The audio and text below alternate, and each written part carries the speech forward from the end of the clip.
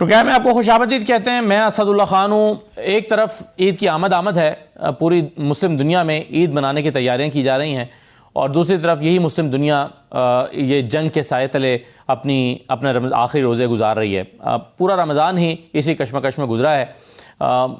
जंग के असरात बराह रास्त खलीजी ममालिक पर पड़े हैं और बिलावास्ता तौर पर उन ममालिक पर भी जो खलीज में नहीं है, जैसे कि पाकिस्तान पर भी इस जंग के असरात बुरी तरह से मुरतब हुए हैं, जिसमें हम देखते हैं कि पेट्रोलियम मसनूआत की कीमतों में इजाफा, ओवरऑल महंगाई और गैर यकीनी की सूरत हाल। हमें अंदाज़ा नहीं है कि ये जंग कितने दिन और चलेगी, और कल खदशा जाहिर किया जा रहा है कि पेट्रोलियम मसनूआत की कीमतों में और इजाफा हो सकता है, क्योंकि रद्दोबदल का फैसला कल होना है। तो कल चांद रात है। ईद के मौके पर क्या पेट्रोल की नई कीमतों के साथ, इजाफा शुदा कीमतों के साथ हम ईद बना रहे होंगे? उम्मीद है कि कल चांद रात है, क्योंकि अभी तक की जो सूरत हाल है, अभी कुछ देर में शायद ऐलान हो जाएगा बाकायदा तौर पर, लेकिन अभी तक क्योंकि कहीं कहीं चांद नज़र नहीं आ रहा, तो इससे लग यही रहा है कि ईद जो है वो हफ्ते को होगी। लेकिन इन चैलेंजेस के साथ हम ईद मनाने के लिए जा रहे हैं, और फिर ईद के बाद कुछ पाकिस्तान के अंदर जो सियासी सरगर्मियाँ शुरू होने वाली हैं, या ऐलान किया गया है कि सियासी सरगर्मियाँ होंगी, उसके क्या असरात मुरतब होंगे। यानी एक तरफ तो हम देखते हैं कि जो मुआशी चैलेंजेस हैं, और दूसरी तरफ अपोजिशन जमातें जो एहतजाज करने जा रही हैं हुकूमत के लिए, ये भी एक चैलेंज हो सकता है। आज सारा दिन भी इमरान खान साहब के बेटों के हवाले से डिस्कशन होती रही है, मुख्तलिफ वज़रा इस पर अपने ख्यालात का इजहार करते रहे हैं, नाइकॉप और वीज़े के दरमियान बहस होती रही है, ईद पर टेलीफोन बात कराने या ना कराने के हवाले से गुफ्तगू होती रही है। तो क्या वाकई हुकूमत के लिए ईद के फ़ौरन बाद कुछ चैलेंजेस खड़े हो सकते हैं दाखिली तौर पर? और फिर पेट्रोलियम मसनूआत की कीमतों का मैं तुम्हें जिक्र कर ही रहा हूँ, लेकिन LNG में भी बहरान का खदशा है। कायमा कमेटी को पिछले दिनों बताया गया था कि 14 अप्रैल के बाद की LNG मुल्क के लिए दस्तयाब नहीं है। तो क्या होने जा रहा है, इन्हीं चीज़ों पे हम गुफ्तगू करेंगे। मेरे साथ शफीउल्लाह जान साहब मौजूद होंगे, मुआविन खसूसी वज़ीर आला मुआविन खसूसी हैं खैबर पख्तूनख्वा के, और हुज़ैफा रहमान साहब हमें ज्वाइन कर रहे हैं, वज़ीर मुमलिकत हैं, और हमाद हसन साहब सीनियर तजज़ियाकार हमारे साथ मौजूद होंगे। सबको मैं खुश आमदीद कहूँगा। जी हमाद साहब, क्या होने जा रहा है ईद के बाद? KP हुकूमत या पाकिस्तान तहरीक इंसाफ खैबर पख्तूनख्वा चैप्टर, यूँ कह लीजिए, क्या वाकई बड़ा एहतजाज प्लान कर रहे हैं? कुछ भी नहीं होने जा रहा है। इसी तरह चलते रहेंगे मामलात। पता नहीं हम लोग इतने जज्बाती क्यों हो जाते हैं, वरना तहरीकें पहले भी चली, पहले भी एहतजाज होते रहे, पहले भी इसी तरह के जलसे जुलूस होते रहे, पहले भी हुकूमत के खिलाफ मुख्तलिफ तहरीक चलती रही। तो इसमें कौन सी नई बात है? अलबत्ता PTI के हवाले से अगर हम बात करें तो यकीनन PTI एक बड़ी जमात है। इमरान खान इस मुल्क के वजीर आजम रहे, इस वक्त भी उनकी हुकूमत है खैबर पख्तूनख्वा में, उनको अपने तहफ़्फ़ुज़ात बयान करने का हक भी हासिल है, उनको एहतजाज करने का हक भी हासिल है, उनको तहरीक चलाने का हक भी हासिल है, ये जमहूरी हक है उनका। लेकिन अगर मुल्क के हवाले से फैसले हो तो फिर हम देखेंगे कि PTI की दानिशमंदी कितने काम आती है, वो कितनी दानिशमंदी से काम लेंगे। क्योंकि इस वक्त पाकिस्तान के 2 बॉर्डर्स पर बड़ी लड़ाइयाँ हो रही है। एक तो अफगानिस्तान के साथ हमारे मामलात हैं, अफगानिस्तान से मुसलसल दहशतगर्द आ रहे हैं, पाकिस्तान में दहशतगर्दी कर रहे हैं, और पाक फौज और एयर फोर्स उनके खिलाफ एयर स्ट्राइक भी कर रहे हैं, जमीनी सतह पर भी उनके खिलाफ लड़ रहे हैं। दूसरे ईरान बॉर्डर पे, जो कप्तान के साथ हमारा बॉर्डर है, वहां पर एक बहुत बड़ी लड़ाई हो रही है, ताकि अमेरिका भी उसमें इन्वॉल्व है। ईरान हमारा हमसाया मुल्क है, मुसलमान ममालिक आपस में बटे हुए हैं, यानी दुबई, कतर और सऊदी अरब एक तरफ है, ईरान दूसरी तरफ है।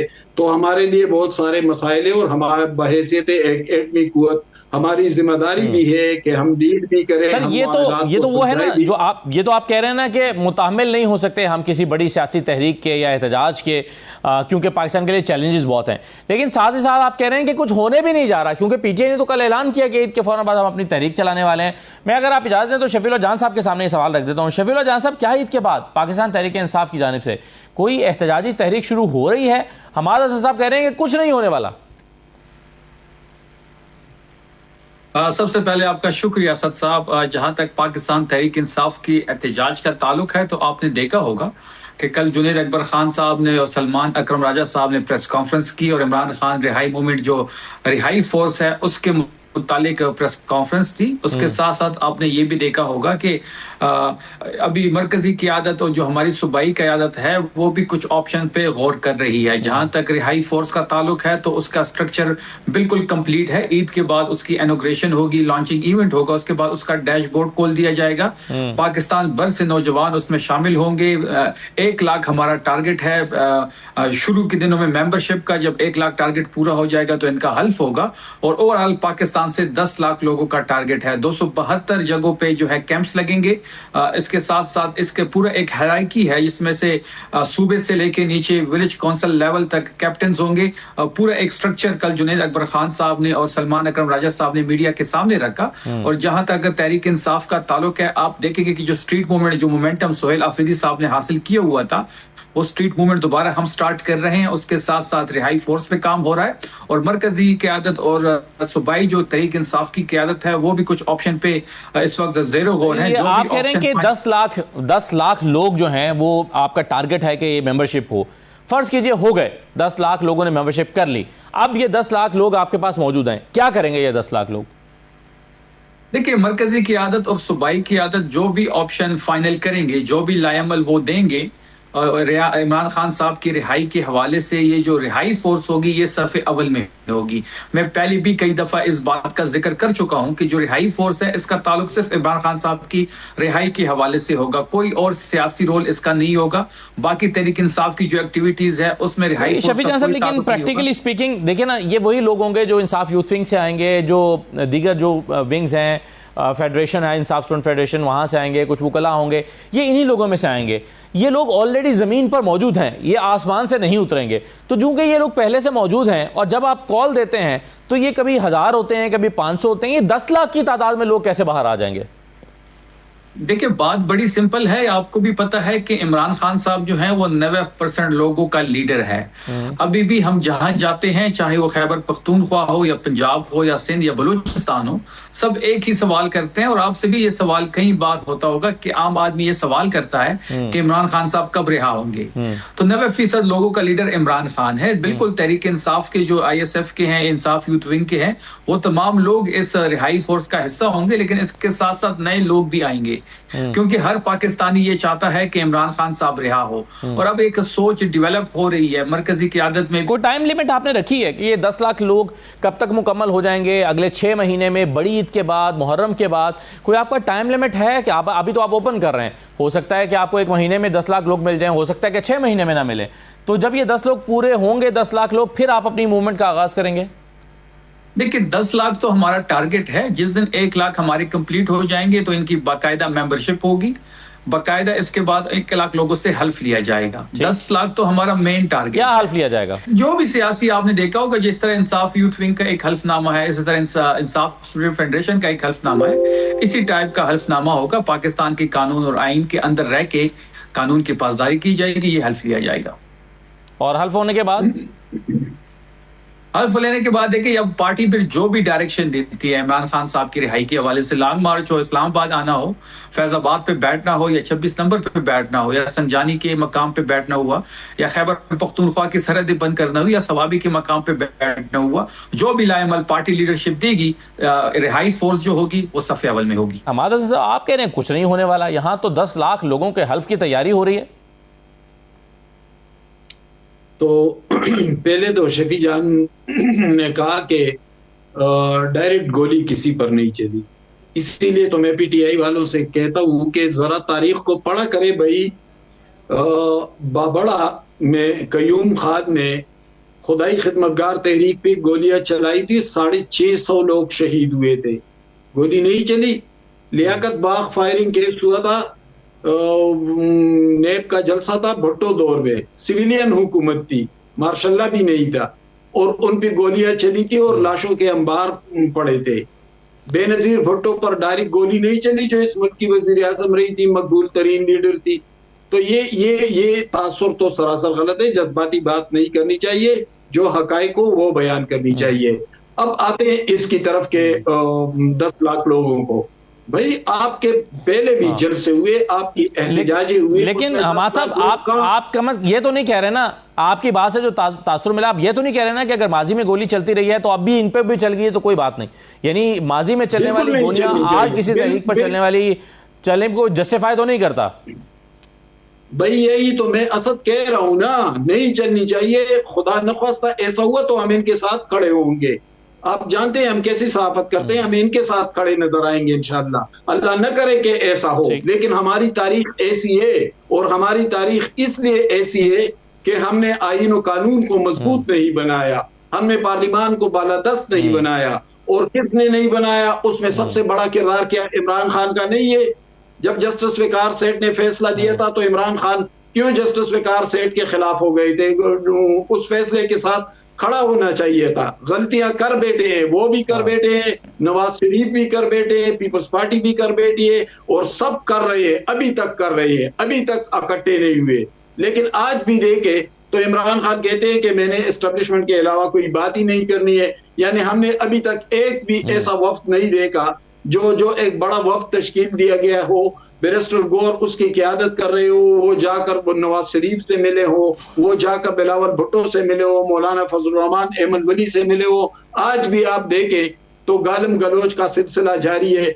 कल हमारे दोस्त, हमारे और आपके दोस्त राना इब्रार खालिद, अल्लाह ताला उनकी मग़फ़िरत नसीब करे, क्या शानदार सहाफ़ी थे। उनका जुर्म ये था कि उन्होंने तोशाखाना केस निकाला था।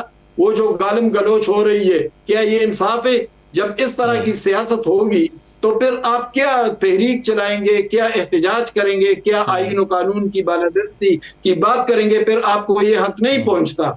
जब आप एक सहाफ़ी की रिपोर्ट तक को एक्सेप्ट करने को तैयार नहीं हो, जब आप उसकी लाश पर गालम गलोच कर रहे हो, तो फिर कहाँ की एहतजाज, कहाँ की सियासत, कहाँ की जमहूरियत?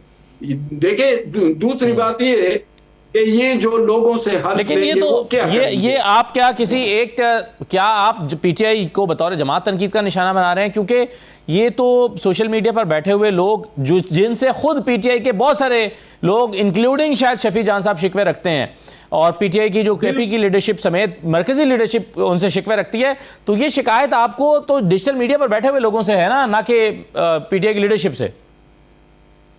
बिल्कुल बिल्कुल आपकी बात ठीक है, मुझे इत्तेफाक है आपसे 100%। इसको जब तक डिसोन नहीं करेंगे, ये जो गलाजत है, जब तक इसको पीटीआई डिसोन नहीं करेगी तो फिर उनकी सियासत आगे कैसे बढ़ेगी? यकीनन पीटीआई मकबूल जमात है, यकीनन इमरान खान की एक बड़ी पॉपुलरिटी है, यकीनन उनको लोगों ने वोट दिया है, इससे किसको इनकार है? मुझे और आपको तो इनकार नहीं है, हम तो इनके साथ खड़े हैं। लेकिन अगर एक गलाजत कारकुन का लिबादा ओढ़कर एक जुमात में आए, लोगों को माओ बहनों बेटियों की गालियां देना शुरू करे, अमवात को गालियां देना शुरू करे, उन्होंने किसको छोड़ा? उन्होंने क्या, राना इब्रार खालिद तो आज का वाकया है, उन्होंने कुलसूम नवाज साहिबा को छोड़ा था, उन्होंने जनरल सरफराज को छोड़ा था, उन्होंने बेनजीर भुट्टो साहिबा को छोड़ा था, किसको छोड़ा?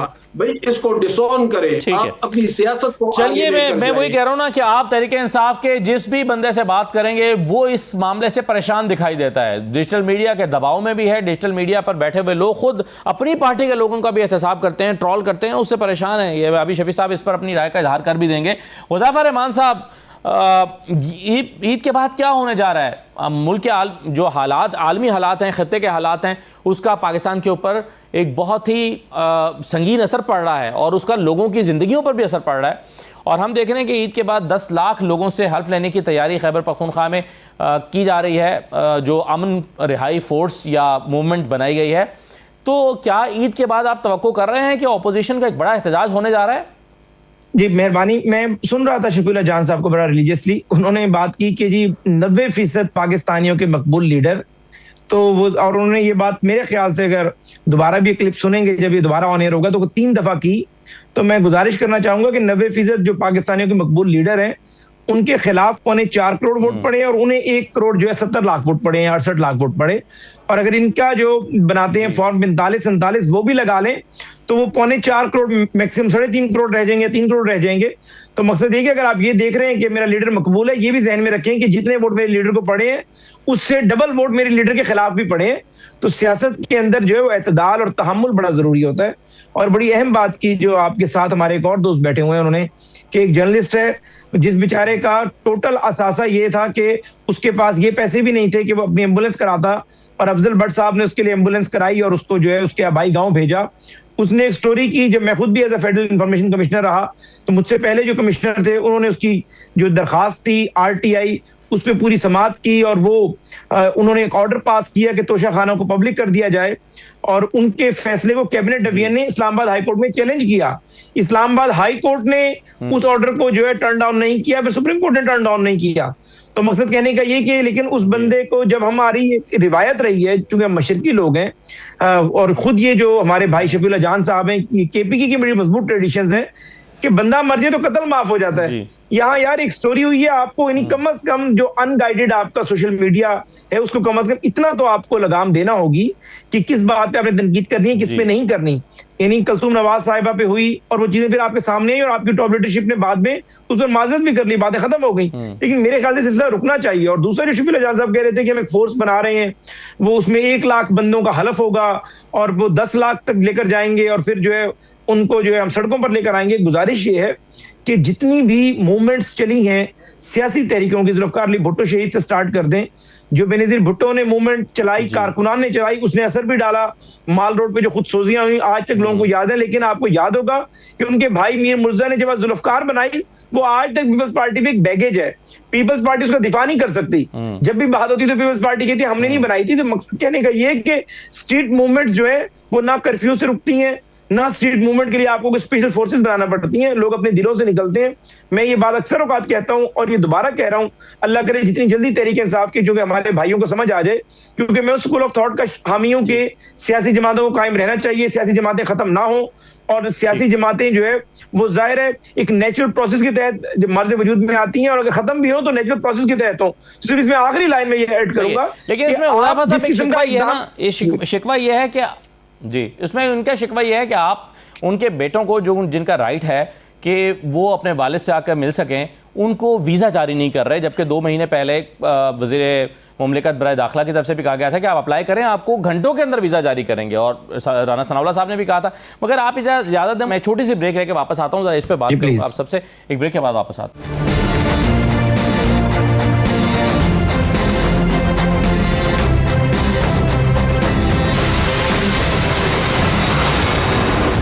ब्रेक के बाद दोबारा खुशामदीद कहते हैं। हुज़ैफा रहमान बात कर रहे थे, मुल्क को दरपेश चैलेंजेस की बात भी हो रही थी। हमारे साथ शफी जान साहब भी मौजूद हैं, वो ईद के बाद अपना प्लान दे रहे हैं। लेकिन एक चीज़ जो बड़ा डिस्कस होती रही है, मैं आपको सुनवाना चाहता हूँ इमरान खान के बच्चों के हवाले से कि उनको वीज़ा नहीं जारी हो रहा है। आज अलीमा खान साहबा ने भी तलाल चौधरी साहब को कोट किया हुआ था कि तलाल चौधरी साहब ने तो दावा किया था और वादा किया था कि आप अप्लाई करें, वीज़ा मिल जाएगा। राना सनाउल्लाह साहब ने कहा कि अगर नायब कॉप नहीं भी है तो भी उनको वीज़ा मिलना चाहिए और ये उनका हक है, उसको डिनाई नहीं किया जा सकता। मैं मुख्तसरन, अगर हुज़ैफा साहब आप ही कह दें, फिर मैं शफी जान साहब के पास जाता हूँ, क्यों नहीं वीज़ा जारी किया जा रहा? उन्हें 60 डेज हो गए। जी बहुत शुक्रिया असदुल्लाह साहब। बात यह है कि हर मामले में जो है वो सियासत की जाती है, वरना अगर हर मामले में सियासत को ना घसीटा जाता, और बानी तहरीक इंसाफ की जो पाकिस्तान में मौजूद फैमिली है वो भी, और इवन के जो यूके में है वो फैमिली भी, इन्होंने बानी तहरीक इंसाफ के मामले पे सियासत ना की होती, शायद नौबत भी ना आती और आज हम डिस्कस भी ना कर रहे होते। बानी तहरीक इंसाफ की तीनों बहनें भी मिल रही होती वीक में जो उनके डेज होते, और बाकी भी रिलेटिव मिल रहे होते। लेकिन सूरत हाल खराब कहाँ हुई, जहां पर बहनों ने सियासत करना शुरू कर दी, बेटे जो है वो ना अपना नाइक कॉप रिन्यू कराते हैं और ना ट्रैकिंग नंबर जो है वो फराहम करते हैं। शफीउल्लाह जान साहब जो है, आप उनसे लेकर जमामा खान साहिबा से और हमें ट्रैकिंग नंबर दे दें तो इंशाल्लाह ताला ईद के फौरन बाद उनका वीजे जो है वो प्रोसेस करवा देंगे, आए पाकिस्तान वो। और बेहतर ये है कि जो पाकिस्तान की क्या जरूरत है वैसे वीजे जारी करने के लिए? हुज़ैफा साहब, जब कोई अप्लाई करता है तो ट्रैकिंग नंबर सरकार के पास तो आ ही जाता है ना, उन्होंने जारी करना है। ये तो उसका केस है ना कि जिसको शिकायत हो कि वो अपना ट्रैकिंग नंबर जाए पसू करने के लिए। मैं इसको मुकम्मल कर दूं, आखिरी 2 सेकंड में।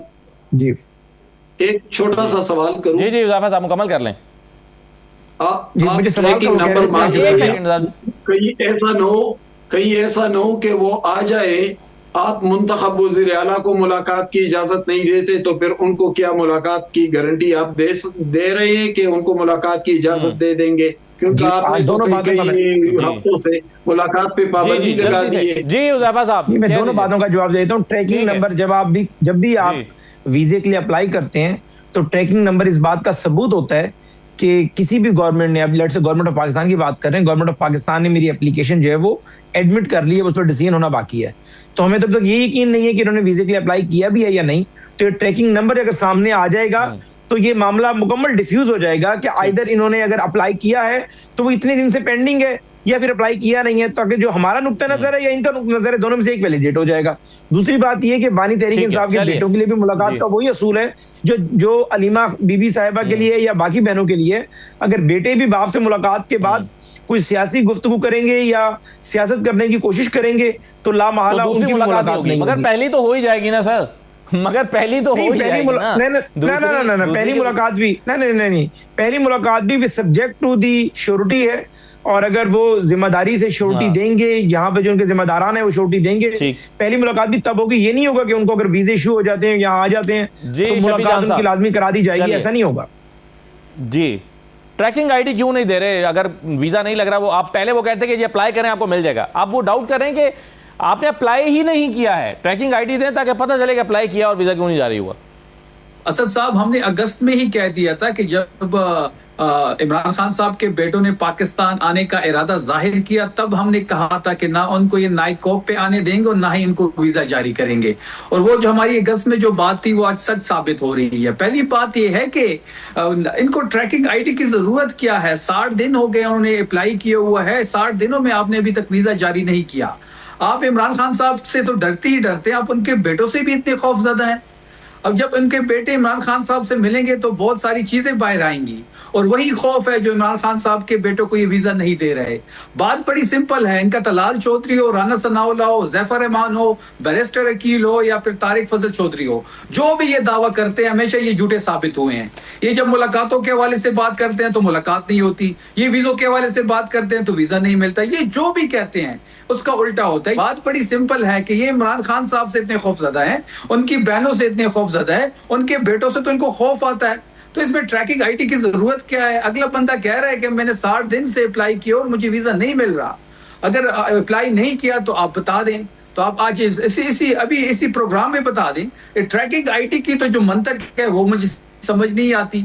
आप ना उसको नाइकोप पे आने देते हैं, ना वीजा अप्लाई करने देते हैं, गैर कानूनी तरीके से आप इमरान खान साहब को आपने जेल में बंद किया हुआ है, तब भी सहूलत उसको नहीं मिल रही, बेटों से बात नहीं हो रही, बहनों से मुलाकात नहीं हो रही, वकीलों से मिल नहीं रहे। इतना खौफ उस रियासत को। एक बयान से इमरान खान साहब का डर है, उसके बेटों की वीजों से डर है, उसकी बहन से मुलाकात से डर है।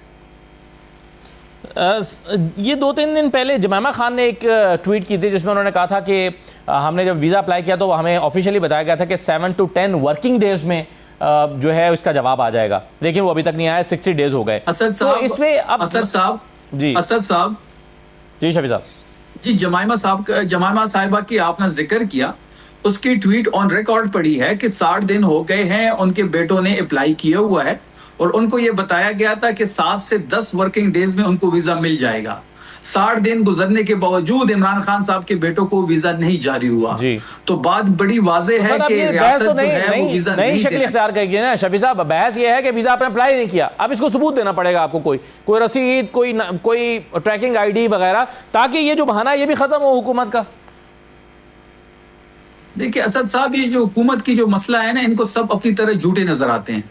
इनके उज़्मा बुखारी हो, जो भी आता है, वो इतनी झूठ बोलते हैं कि पिछले झूठ को कॉन्ट्राडिक्ट कर देते हैं। अब जमाइमा का जो ट्वीट है वो इन रिकॉर्ड पड़ा हुआ है। अगर फिर भी आपके पास सिस्टम है, आप देख लें, आप कह दें कि जी अप्लाई नहीं किया, सिस्टम तो इनके पास है ना, ये ट्रैकिंग आईडी क्यों मांग रहे हैं? ये कह दें, ये प्रेस कॉन्फ्रेंस कर दे कल कि जी इमरान खान साहब के बेटों ने वीजा अप्लाई नहीं किया, फिर हम आपको वो ट्रैकिंग आईडी भी दे देंगे, सबूत भी दे देंगे। ठीक है। हमाद हसन साहब, अब मसला यह है कि एक तरफ आप कह रहे हैं कि पीटीआई कुछ भी नहीं करने वाली ईद के बाद, जाहिर है आप ये कह रहे हैं कि कैपेसिटी नहीं है इनके अंदर, और पहले भी इन्होंने 8 फरवरी को कॉल दी थी लेकिन उसमें भी कुछ नहीं हुआ, तो ये कोई बड़ी एहतजाजी तहरीक बुला नहीं सकते या उसको एग्जीक्यूट नहीं कर सकते। दूसरी तरफ आप ये भी कह रहे हैं कि हुकूमत खौफजदा भी है, ये मुलाकात कराने से डरती है, तो अगर पीटीआई कुछ कर ही नहीं सकती तो हुकूमत का खौफ है क्या? सब पहले इनकी बातों की तरफ आते हैं। वो फेडरल क्या है, उन्होंने कहा कि इमरान खान के बेटे आ जाए और ट्रैकिंग सिस्टम और पता नहीं क्या क्या, क्या वो आ जाएंगे तो उनको मुलाकात की इजाजत दी जाएगी? और क्या वजीर आजम या काबीना के इख्तियार में ये है? जब मुंतखब वजीर आला ने वजीर आजम से फोन पे रिक्वेस्ट की कि मुझे अपने लीडर से मिलने दिया जाए, और उन्होंने कहा कि मैं आपको थोड़ी देर में बताता हूं, तो कई महीने गुजरने के बाद क्या बताया गया उनको कि आपकी मुलाकात कर सकते हैं? देखिए, इनके इख्तियार में तो ये चीज नहीं है। शफी जान ने बात की कि इनके इख्तियार में नहीं है, भाई आपके इख्तियार में भी नहीं है। आपके आईजी जुल्फिकार हमीद बैठे हुए हैं, वो वजीर आला का फ्रांसिक लाहौर भिजवा देते, वजीर आला को पता तक नहीं होता, तो उधर कौन सा इख्तियार है? इख्तियार दोनों के पास नहीं है। अब आते हैं एहतजाज की तरफ। देखिए, इसमें कोई शक नहीं है, मैंने पहले भी कहा कि एक पॉपुलरिटी है, लेकिन सिर्फ पॉपुलरिटी से काम नहीं चलता। आपने अपने कारकुनों की कितनी सियासी तरबियत की? अभी तक तो जो तरबियत सामने आई है वो गालम गलोच के अलावा कुछ भी हमने नहीं देखा। यानी जिस तरह सियासी कारकुन को होना चाहिए, जिस तरह उसकी तरबियत होनी चाहिए, उसकी उठान होनी चाहिए, तहरीकें किस तरह चलती हैं, एहतजाज किस तरह होते हैं, मुनज़्ज़म कैसे किया जाता है, उस पर किसी ने तवज्जो दिए तो सिर्फ करप्शन की दिए, बैड गवर्नेंस उसमें से निकला, तबाहकुन सूरत हाल उसमें से निकली, थानों को ताले लगने शुरू हुए, अमन व अमान की सूरत हाल इंतहा तक बिगड़ गई।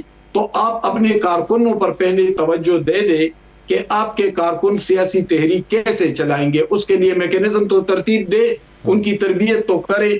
जब वो नहीं होगी तो फिर ये उसी में से तो यही गालम गलोच ही निकलेगी। पहले भी आपने किए ना एहतजाज, और एहतजाज सिर्फ ये होता है कि आप आकर सवाबी इंटरचेंज को बंद करके लोगों को अजाब में मुब्तला करें। भाई ये एहतजाज नहीं होते, ये तो आप अवाम के साथ लड़ रहे हैं। एहतजाज इस तरह नहीं होते।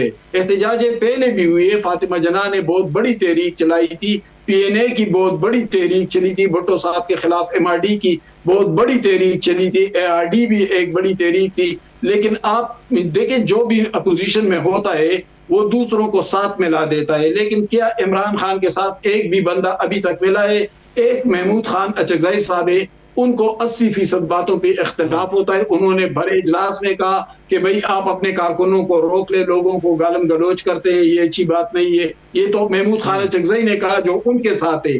अब मौलाना फजलुर रहमान नाराज है, एमन वली नाराज है, जुमात इस्लामी नाराज है, MQM नाराज है। क्या आपने एक भी जुमात को साथ मिला लिया? क्यों नहीं मिला सके? इसलिए कि आपकी सियासी तरबियत नहीं हुई। आप उसी तलाश में हैं जो 2011 या 2014 या 2018 में आपको मुयस्सर आए थे। वो हालात आपके सामने नहीं है। आप सियासी जुमात बनकर आगे बढ़े। तो आप कह रहे हैं तन्हाई का शिकार है PTI, कोई इनके साथ खड़ा हुआ नहीं है। चलिए सर, इसका जवाब तो शफीउल्लाह जान साहब ही देंगे, मगर मैं हुज़ैफा रहमान साहब के सामने सवाल रखता हूँ कि ये इस वक्त चैलेंजेस में घिरा हुआ है पाकिस्तान। ऑपरेशन ग़ज़ब-ए-इल हक़ एक तरफ चल रहा है, दूसरी तरफ हमारे हमसाए में एक जंग हो रही है, उसके साथ पाकिस्तान में आ रहे हैं, पेट्रोलियम मसनूआत महंगी हो रही हैं, LNG की कमी वाक़ होने के ख़दशात हैं, एक्सपोर्ट्स हमारी गिर चुकी हैं, रेमिटेंसेस हमारी गिर गई हैं। इन हालात में बेहतर नहीं है कि तमाम सियासी जमातों को साथ बिठा के एक लाहे अमल बना लें? हुकूमत ये इनिशिएटिव क्यों नहीं ले लेती? ब्रेक के बाद वापस आते हैं।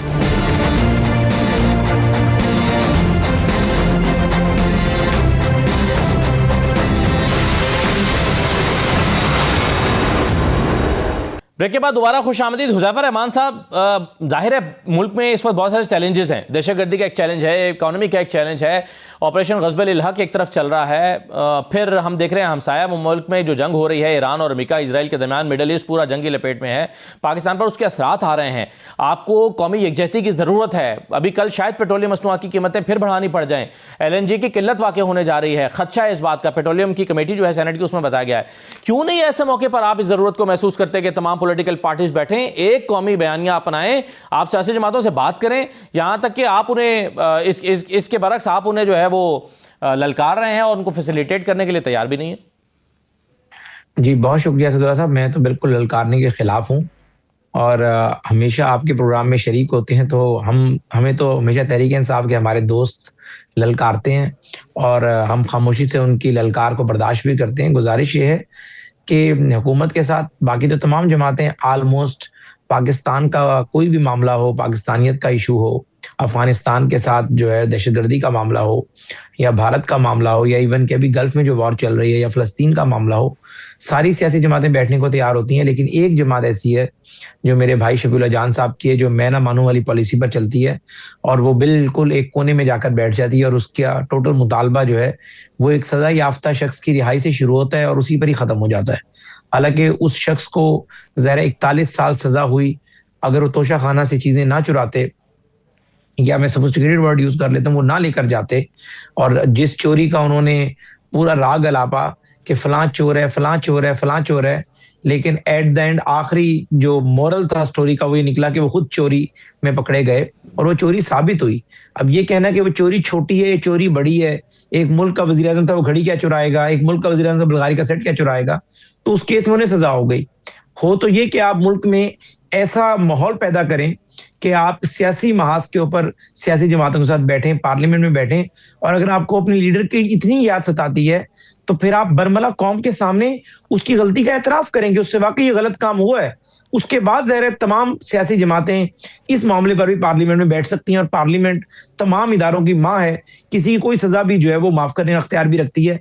लेकिन आप ये कहें कि चोरी और ऊपर से सीना जोरी, और ये कहें कि नहीं हमें तो गलत सजा दे दी गई, तो बात वहां खराब जाकर होती है।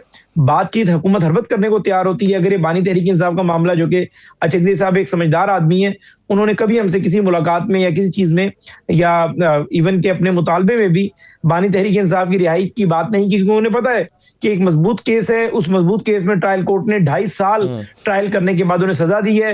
हालांकि जिस नवाज शरीफ को चोर कहते थे, उस नवाज शरीफ के खिलाफ 3 महीने में इन्होंने सजाएं कराई, जबकि खुद चोरी में पकड़े गए हैं और वो 2.5 साल ट्रायल हुए और कहते हैं मैं शफाफ ट्रायल नहीं दिलवाया।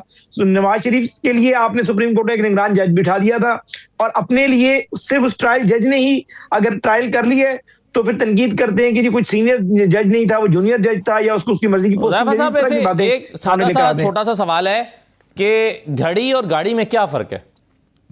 घड़ी की चोरी घड़ी होती है तो गाड़ी की चोरी नहीं होती। घड़ी और गाड़ी में इतना ही फर्क है कि कोई बंदा अगर ये कहे कि फलां बंदे ने मर्डर किया है, वो अभी तक आजाद फिर रहा है, मुझे मर्डर में सजाए मौत क्यों दे रहे हैं? अगर किसी ने कोई भी काम किया है, चाहे वो घड़ी है, गाड़ी है, मोबाइल है, कोई चीज है जो कि रूल्स के तहत गलत है, तो उसे उसकी की सजा मिलेगी। आप अपनी बात करें कि आपको जो सजा मिली है वो ठीक है ना, तो उस सजा को करेक्ट कैसे करना है उस पर आ जाए। अगर जिस दूसरे बंदे ने अगर गलत काम किया है तो उसको भी जरा आज सजा ना मिले, कल मिलेगी, कल नहीं मिले परसों मिलेगी, वो ट्रायल में जाए मामला, जब उसको सजा मिल जाएगी फिर या वो उस सजा को अदालत से अपने आप को बरी करवाएगा, या अपनी गलती सामने रखेगा और कहेगा मैं 90% पाकिस्तान का मकबूल शख्स हूँ, या अदालत से बरी कराएगा या डील करेगा। यही हो सकता है ना सर, दो ही सूरतें पाकिस्तान में होती है। आपको सजा हो जाए तो या आप अदालत से क्लियर हो जाए या डील कर लें।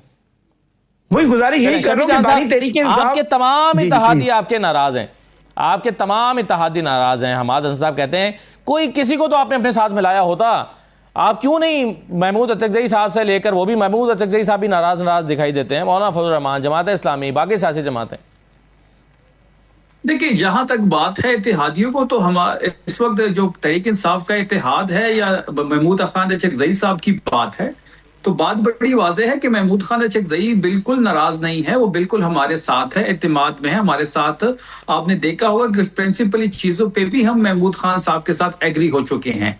वो लीडर ऑफ अपोजिशन है, इमरान खान साहब ने उनको नामजद किया है, हमने 5 महीने मुसलसल मेहनत करके स्ट्रगल करके उनका नोटिफिकेशन हासिल किया। उनका जो नोटिफिकेशन था वो स्ट्रीट मूवमेंट का जो प्रेशर था उसी वजह से मुमकिन हुआ है। इसी तरह अलामा नासिर है, वो भी हमारे साथ है, कोई ना इत्तेफाकी नहीं है, बिल्कुल हमारे साथ। उनका हमारे ऊपर उनका एतमाद भी है और हमारा एतमाद भी उनके ऊपर है, और उनका नोटिफिकेशन भी हमने 5 महीने स्ट्रगल करके स्ट्रीट मूवमेंट के जरिए ही हासिल किया। बात बड़ी वाज़ेह है, अगर इस हुकूमत के खिलाफ कोई भी सीरियस है, कोई भी तहरीक चलाना चाहता है, कोई भी इस हुकूमत को टफ टाइम देना चाहता है, चैलेंज करना चाहता है, तहरीक इंसाफ उसके साथ बात करने को तैयार है। लेकिन इस तरह नहीं हो सकता कि आप हमारे साथ भी तहरीक चलाएं और फिर एंड टाइम आते हुए जब आपको कुछ फायदा अपना नजर आए तो आप यू टर्न ले लें। तो देखिए एतमाद का होना बड़ा जरूरी है इत्तेहादियों के दरमियान। बात बड़ी वाज़ेह है कि तहरीक इंसाफ अभी इंशाअल्लाह रमजान के बाद, ईद के बाद इस हुकूमत को चैलेंज करने जा रही है, और ये जो चैलेंज होगा ये नतीजा खेज होगा। नहीं शफी साहब, लेकिन मुल्क के हालात आपके सामने हैं कि संगीन किस्म की चैलेंजेस हैं पाकिस्तान को, और मौजूदा हालात में रेमिटेंसेस भी कम हो रही हैं, इकोनॉमी के चैलेंजेस भी हैं, एक्सपोर्ट्स भी गिर गई हैं, पेट्रोलियम मसनूआत की कीमतें भी बढ़ रही हैं, महंगाई में भी इजाफा हो रहा है और ये हुकूमत के हाथ में भी नहीं है। आप एक ऐसे मुश्किल वक्त में क्यों तहरीक चलाने जा रहे हैं, गवर्नमेंट को चैलेंज करने जा रहे हैं? असद साहब, ये तो 4 साल से जो है इस वक्त अजाब की तरह मुसलत हो चुके हैं। 2 साल पहले, अभी 2 साल इलेक्शन को हो गए। चलो हम एक सेकंड के लिए आपकी बात को मान भी लेते हैं कि इस वक्त जो एक हालात बनी हुई है इसकी वजह से मुश्किलात हैं। इससे पहले पाकिस्तान के हालात कौन से अच्छे थे? इससे पहले कौन सी इन्वेस्टमेंट आ रही थी? इससे पहले एक्सपोर्ट्स की जो रेशो है वो आपके सामने थी। इससे पहले GDP की ग्रोथ आपके सामने थी, गुर्बत आपके सामने है, बेरोजगारी आपके सामने है, महंगाई आपके सामने है। एक $60 पे खरीदा गया पेट्रोल पे 55 रुपए गैर कानूनी तरीके से बढ़ाना, आम पाकिस्तानी की जेब में डाका डालना आपके सामने है। किसी मुल्क ने दुनिया में 20% पेट्रोल की कीमत नहीं बढ़ाई, 6% से ज्यादा किसी ने नहीं बढ़ाई। वाहिद पाकिस्तान है कि इन्होंने आम पाकिस्तानी की जेब पे डाका डाला। ये असल में डाका डालने आए हैं। 5300 अरब की जो डॉक्यूमेंटेड करप्शन है वो तो इस हालात से पहले थी। हुकूमत जो होती है वो गैचर से चलती है। इनकी तो जो क्रेडिबिलिटी है वो तो चोर चक्कू की है। इसकी तो क्रेडिबिलिटी है कि ये डाके मारने, लेकिन वो फिर तोशाखाना का जवाब दे देना। वो तो कह रहे हैं कि चोरी तो आपने की है तोशाखाना से, जिसकी आपको अदालत से सजा हुई है। देखें, जिन केसेस में इमरान खान साहब को सजा हुई है वो जिस बुनियादों पे हुई है वो भी सियासी है, और इतने कमजोर शवाहिद है कि जिस दिन अदलिया ने मुतवाज़न इंसाफ किया, इमरान खान साहब घंटों में इंशाल्लाह बाहर आएंगे। 9 मई का जो केस है, वो जो केस पे स्टैंडिंग कर रहा है इमरान खान साहब की सजा, वो ये है कि 2 पुलिस वाले थे, एक ने सर पे तौलिया डाला हुआ था, कमरे में मौजूद था, और एक बेड के नीचे छुपा हुआ था। इस किस्म के तो गवाह हैं उस केस में। ये किस किस्म की बातें कर रहे हैं? बात बड़ी वाज़ेह है कि ये जो जंग है इमरान खान साहब की इस निजाम के खिलाफ है। इस निजाम को उन्होंने चैलेंज किया हुआ है। 1000 दिन वो अंदर जेल में है। जिस किस्म की वो जेल गुजार रहे हैं, पाकिस्तान की तारीख में ऐसी जेल किसी नहीं गुजारी। तस्वीर बंद, बयान बंद, मुलाकात बंद, तभी सहूलत बंद। ये तो जीने का हक उनसे छीन रहे हैं, लेकिन वो फिर भी इस निजाम के खिलाफ डटा हुआ है, और जीत इमरान खान की होगी। आप देखेंगे कि इंशाल्लाह ईद के बाद स्ट्रीट मूवमेंट भी होगी, ईद के बाद रिहाई फोर्स भी बनेगी, ईद के बाद सड़कें भी गर्म होगी, ईद के बाद इनको चैलेंज भी हम करेंगे इंशाल्लाह। ये जो अजाब की तरह पाकिस्तान पे हमारे मैंडेट पे चोर दरवाजे से मुसल्लत है, इनके कुछ ही दिन रह गए हैं। हुज़ैफा रहमान साहब, पाकिस्तान की तारीख को आप भी ज़ाहिर पढ़ते हैं और आपने ख़ुद भी देखा है। यहाँ पर आसिफ जरदारी साहब के ख़िलाफ़ पॉलिटिकल केसेस बने, फिर बीबी शहीद के ख़िलाफ़ पॉलिटिकल केसेस बनाए गए, नवाज शरीफ साहब, शहबाज शरीफ साहब, मरीम नवाज साहिबा के ख़िलाफ़ पॉलिटिकल केसेस बनाए गए। इन सब को कहा गया कि जाओ अदालतों से आके इंसाफ लो। आप कहते रहे कि नहीं ये सियासी केसेस हैं, और फिर हमने देखा कि वो सियासी तौर पे ख़त्म हुए, अदालतों से ख़त्म नहीं हुए सारे केसेस, उसका पॉलिटिकल सोल्यूशन ही निकला। मगर आप हैरानकुन तौर पर यह मानते हैं कि पाकिस्तान की तारीख अब बदल गई है, अब पहली मरतबा जो इमरान खान के खिलाफ केसेस बने हैं ये सियासी नहीं हैं, ये बिल्कुल मेरिट पे हैं। तो वाकई पाकिस्तान की 70-75 साल की तारीख एक तरफ और इमरान खान के केसेस की तारीख एक तरफ। नहीं असदुल्ला साहब, बहुत शुक्रिया, आपने बहुत ही बड़ा खूबसूरत और लॉजिकल सवाल जो है वो बिल्ड किया। मैं कोशिश करूंगा उसका जवाब दूं। पहली बात तो बिल्कुल गलत तासुर है, और मैं इंतहाई अदब के साथ कुछ फैक्ट्स करेक्ट करना चाहूँगा। पहली बात तो ये कि मियां नवाज शरीफ साहब को जिन 2 केस में सज़ा हुई और उसके बाद उन्हें मेडिकल ग्राउंड पर एक केस में मेरिट पे बेल मिली, अतर मिनल्ला साहब ने दी, और 20 सफ़े के फैसले में केस के मेरिट्स भी उठाकर फेंक दिए, और दूसरे केस के अंदर उन्हें जो है वो मेडिकल ग्राउंड के ऊपर बेल दी गई। वो आपको याद होगा, जिसके बार बार बात करते हैं कि जी वो 50 रुपए के स्टाम्प पर बाहर चले गए थे। बेसिकली पाकिस्तान में बयान हल्की होता ही 50 रुपए का है। उसके बाद क्या हुआ, मियाँ साहब बाहर थे, इलाज उनका लंबा हुआ, व्हाटसोएवर, वो ये कहते हैं वो आए नहीं, हम कहते हैं इलाज लंबा हुआ, लेकिन अल्टीमेटली मियाँ साहब के भाई वजीर आजम बन गए। तो मियाँ साहब के भाई ने विद 1 स्ट्रोक ऑफ पेन अपने भाई के खिलाफ केसेस जो है वो अंडू नहीं कर सका। मगर आप ये मुझे साबित करने की कोशिश करेंगे ना कि पाकिस्तान की तारीख में कभी किसी को एयरपोर्ट पे राहदारी जमानत ना मिली हो, और वहां पर उन्हें नवाज शरीफ साहब को, तो आप ये तो नहीं कह सकते ना कि इसकी मुहरिकात कुछ नहीं। ऐसी बात नहीं, अब नहीं, अब आप मुझे मुकम्मल करने देंगे, अगर 2 मिनट देंगे, क्योंकि आपने बहुत एक और अहम सवाल बीच में डाल दिया। ये बस एक मिनट है, बाकी बचा हमारे पास 1.5 मिनट है। मियां, मैं जल्दी मुकम्मल करता हूँ। मियां शहबाज शरीफ साहब वजीर आजम थे, और मरियम नवाज ने 1 दर्जन से ज्यादा पेशियां इस्लामाबाद हाई कोर्ट में आकर भुगती थी। और मियां नवाज शरीफ साहब का जो आप बता रहे हैं, मियां नवाज शरीफ साहब, इस्लामाबाद हाई कोर्ट ने उनकी प्रोटेक्टिव बेल ली, लेकिन उसके लिए बायोमेट्रिक दरकार था। बायोमेट्रिक इस्लामाबाद हाई कोर्ट ने नया मुतारिफ कराया है, इवन कि आपने अगर अदालत में पैरावाइज कमेंट जमा कराने तब भी आपको बायोमेट्रिक दरकार होता है, लेकिन उसकी फैसिलिटी हर बंदे के लिए अगर आप एक एक्स्ट्रा फीस पे कर दें तो वो फैसिलिटी आप कहीं भी अवेल कर सकते हैं। जिस तरीके से आपने एक्स्ट्रा फीस पे कर आप पासपोर्ट अपना एग्जेक्टिव बना लेते हैं, विद प्रोटोकॉल बनवा लेते हैं, उसकी लेकिन फीस है 20-25-30 हजार। ये उसको गलत पोर्ट्रे करते हैं कि मियां साहब के लिए पूरी कोर्ट जो है वो इस्लामाबाद एयरपोर्ट पर पहुंच गई। मियां साहब ने बकायदा दरखास्त दी अदालत में कि मेरी फ्लाइट जो है वो कनेक्टिंग फ्लाइट है, मैंने लाहौर जाना है और मुझे एयरपोर्ट पे ये फैसिलिटी दीजिए, हमने उसके पैसे पे किए, लेकिन मियां साहब की अदालत ने खत्म की। अब बानी तहरीक इंसाफ को जो सजाएं दी गई है, मैं सर आप अभी इसमें मजीद भी अपनी राय देना चाह रहे हैं, लेकिन मेरे पास वक्त खत्म हो गया। आपका बहुत शुक्रिया प्रोग्राम में शिरकत करने के लिए। हमाद साहब आपका भी, शफीउल जान साहब आपका भी शुक्रिया। इजाजत दीजिए, अल्लाह हाफिज।